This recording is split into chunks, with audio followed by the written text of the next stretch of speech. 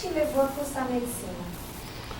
É interessante, desde criança, não sei se por ser filho de médico e meu pai, já quando mocinho, me levar para acompanhar suas atividades, me despertou, possa ser que tenha me despertado o interesse em cursar esta área medicina. Eu vi que o senhor fez a graduação, começou a graduação na Universidade Católica do Paraná e concluiu aqui na Unicamp. O senhor é do Paraná? Não, eu sou, bem da verdade, a minha origem é do estado de Minas Gerais, eu sou mineiro, nascido no sul de Minas Gerais, e por contingência, então, eu comecei meus estudos no Paraná e depois prestei um concurso de transferência para a Universidade Estadual de Campinas, na qual me graduei. Professor, me conta um pouquinho como que foi a sua chegada aqui na Unicamp? A minha chegada foi, eu diria, até de júbilo por ser uma universidade jovem, com grandes perspectivas, e eu então já tinha tido um mestre de anatomia, que era um professor muito famoso, e quando estudei neuroanatomia, fiquei assim apaixonado pelas vias da neurologia, do sistema nervoso central. Isso me despertou, então, interesse em seguir a área de neurociências. E me graduei e, logo depois, cerca de 2 anos depois, saí do meu país e vivi na Alemanha por um período de 8 anos no meu treinamento, no qual realizei o meu doutoramento em medicina pela Alemanha, e também prestei um concurso, fui aprovado como especialista em neurocirurgia na Alemanha. Isso tudo na Universidade Johannes Gutenberg, situada em Mainz, à beira do rio Reno, uma universidade de grande tradição, que em 1978, nesta ocasião, já fazia parte do staff como contratado pelo governo alemão, como professor assistente dessa universidade. E para mim foi um motivo de muito júbilo ter um brasileiro nos quadros desta renomada universidade ao completar 500 anos de existência, que foi uma festividade muito bonita. Isso me deixou muito orgulhoso. Professor, quais eram os desafios da FCM nesse período que o senhor regressa da Alemanha, campo da neurociência, da neurocirurgia? Pois bem, a universidade, a meu ver, ela sofre transformações todos os dias, ao longo dos anos, sempre inovando, absorvendo tecnologias novas, conhecimentos novos, se reciclando.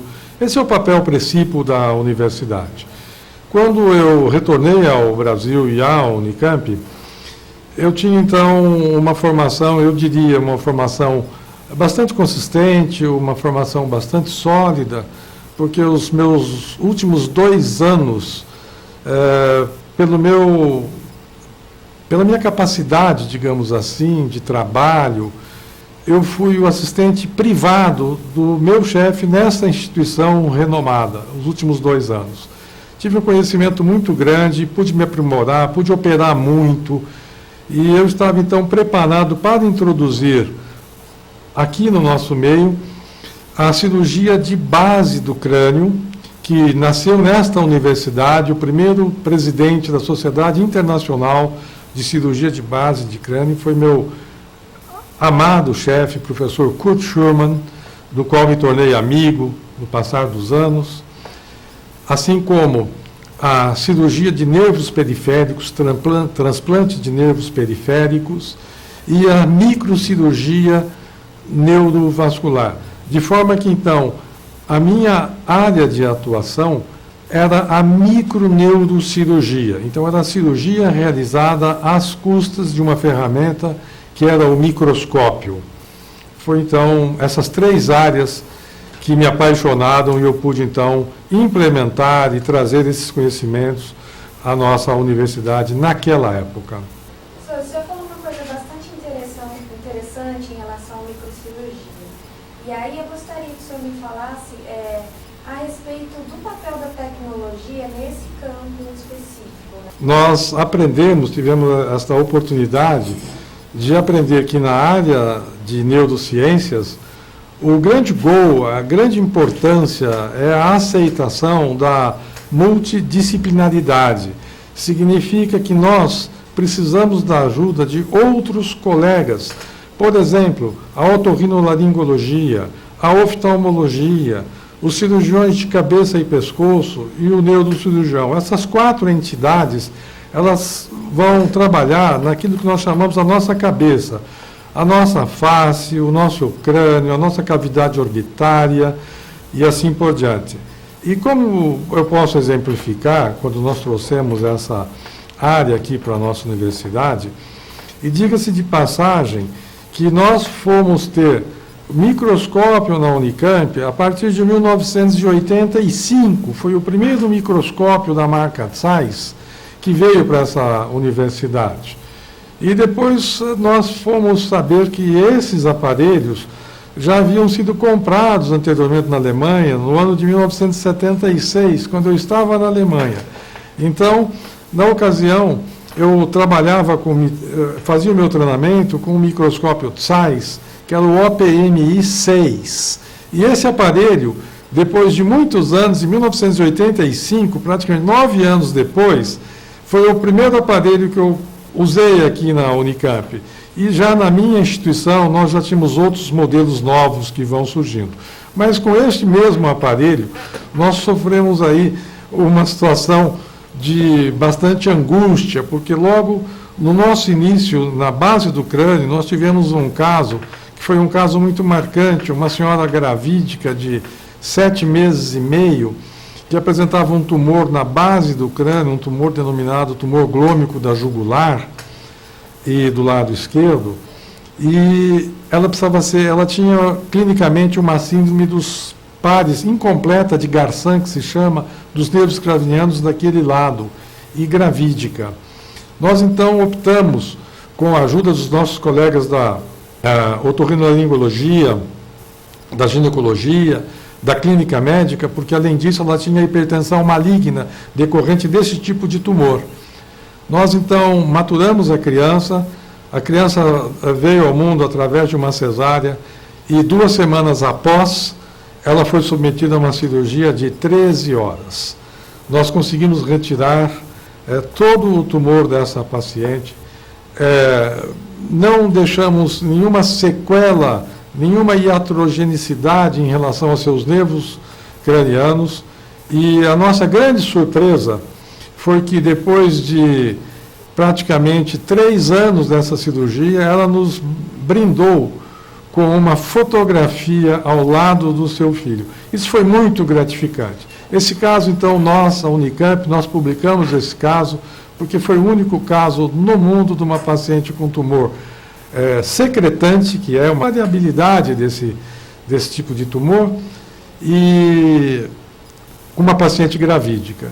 Então foi um sucesso absoluto, que nós demonstramos, inclusive, num agradecimento que nós fizemos ao meu chefe alemão, em 1987, na realização do primeiro simpósio internacional de neurocirurgia, patrocinado pela nossa instituição, Universidade Estadual de Campinas. Isso, para mim, é um motivo de muito orgulho que carrego até os dias de hoje.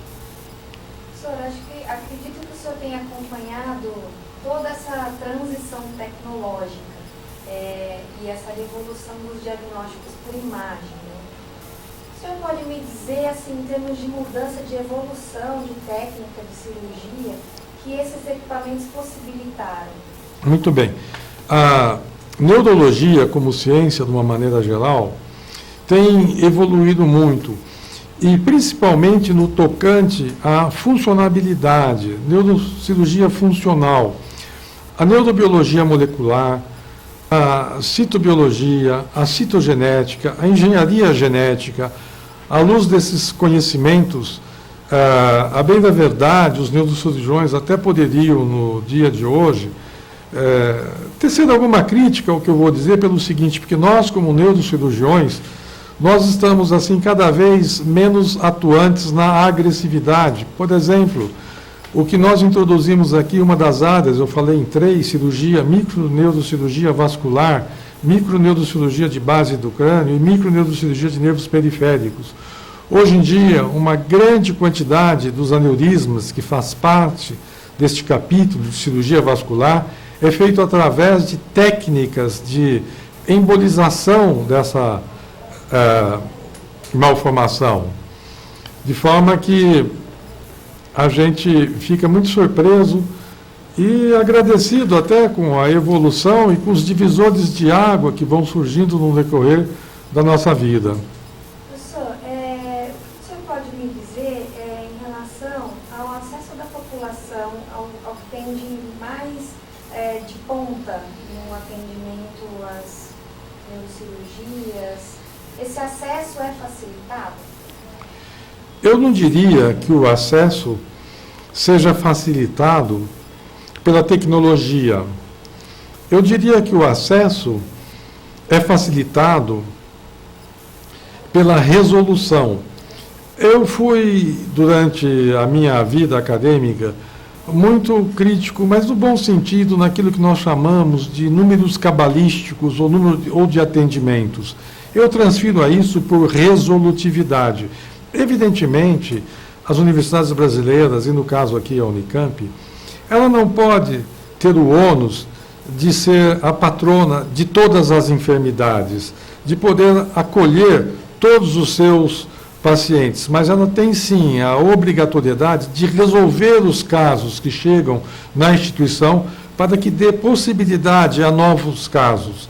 Esse eu acho que é essa otimização. Isso passa por um processo bastante interessante, que eu gostaria, sinceramente, de que nós tivéssemos um modelo muito mais ágil, para que nós pudéssemos ter a troca de materiais, a aquisição de materiais novos, de aparelhos novos e assim por diante, desvinculado à burocracia do Estado.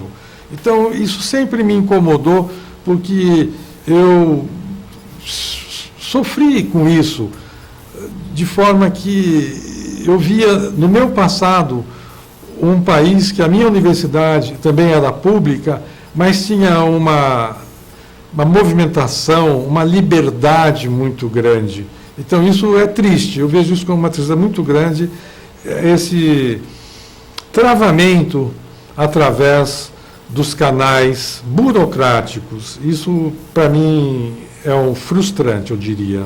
A gente consegue fazer, traçar um panorama do perfil de doenças, vamos dizer assim, talvez da década de 80 para os dias atuais? Veja bem, aqui nós temos que discutir dois grandes aspectos. O primeiro é que a enfermidade, de uma maneira geral, ela ocorre para todos os pacientes, então a sua prevalência na população é conhecida. Existem, então, nesse primeiro aspecto, uma situação que nós chamamos de sazonalidade. Às vezes, nós encontramos num curto espaço de tempo a mesma patologia, que é uma patologia rara, vindo até a universidade. O segundo grande aspecto, esse eu acho que é o mais importante, é que a universidade possa formar profissionais extremamente capacitados para desenvolver determinadas áreas do saber. Então, com isto, a universidade faz o quê?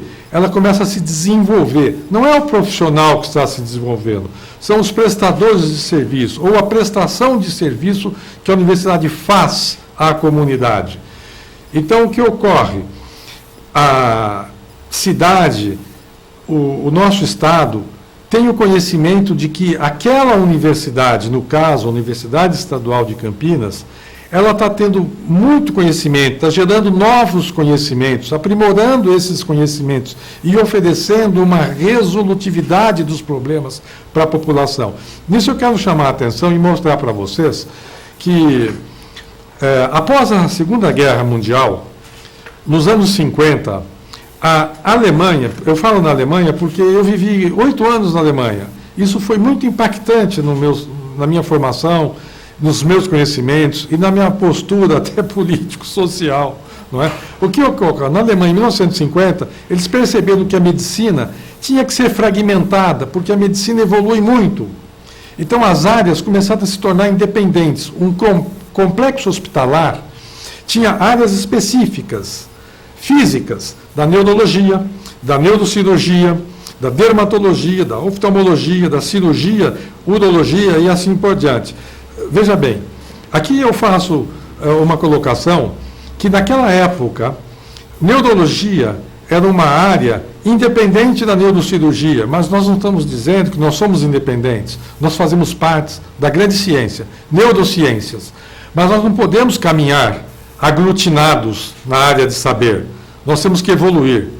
Esse é o divisor de águas. E isso também me foi uma tristeza muito grande, porque nós, até os dias atuais, temos neurologia, e neurocirurgia e neuropediatria dentro de uma mesma casa.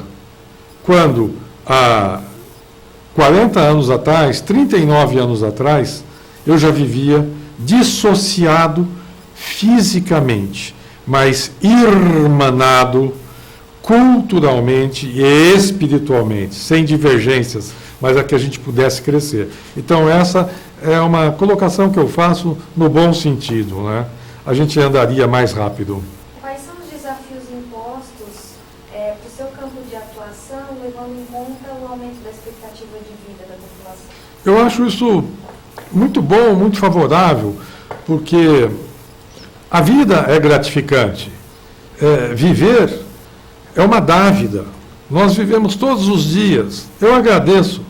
Todos os dias que me levanto, eu agradeço a Deus por ter me dado a condição de mais um dia. Eu não sei se completarei as 24 horas nesse dia que eu agradeço, mas eu vejo isso com bons olhos para toda a nossa população. O senhor acredita que, de repente, tenha havido maior número de casos, assim, de tumores na população idosa, de doenças que o senhor precisa cuidar? Assim, o aumento da idade tem sugerido um aumento também na prevalência de doenças ou não? Na minha área, eu diria categoricamente que não. A prevalência já é conhecida no mundo todo, em todos os países. O grande gol que eu apontaria aqui é que nós, por sermos um país ainda em desenvolvimento, e essa é a tristeza, porque eu gostaria que esse termo, país em desenvolvimento, eu escuto isso desde a minha adolescência, eu gostaria que isso já teria sido superado, mas isso é uma grande dificuldade para nós. Eu acho que o grande gol, então, é que a universidade ela tenha difundido, ela tenha colaborado muito para que os pacientes com mazelas, com queixas, possam chegar aos seus ambulatórios, possam ser encaminhados e possam ser tratados. Então, não que a prevalência tenha aumentado das doenças como de uma forma geral. Isso não. Mas o nosso papel tem sido muito precípio no conforto dos pacientes, em melhorar a sua condição de vida, em minorar o seu sofrimento. Isso é o importante. Qual que é o perfil de neurocirurgião que a FCM tem formado? Eu tenho certeza e quero acreditar que a Universidade Estadual de Campinas tem formado muitos profissionais de qualidade, porque isso está baseado na formação básica. A formação básica é muito importante.